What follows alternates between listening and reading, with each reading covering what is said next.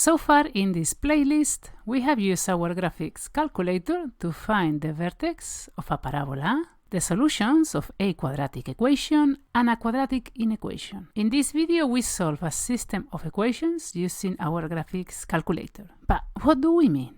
Let's say that we have the system of equations y equals x squared minus 6x plus 5 and y equals x minus 1.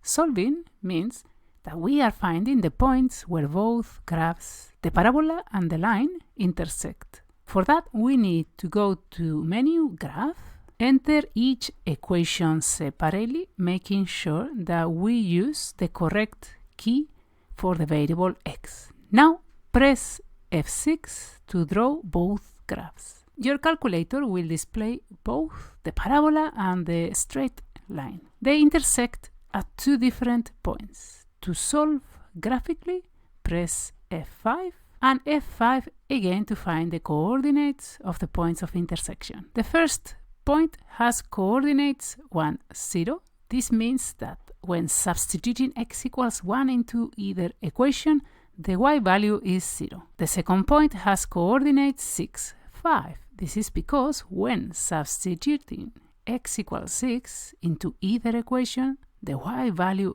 is 5. Simultaneous equations are very important, so I will leave you with this playlist. And until next week, happy learning, everyone!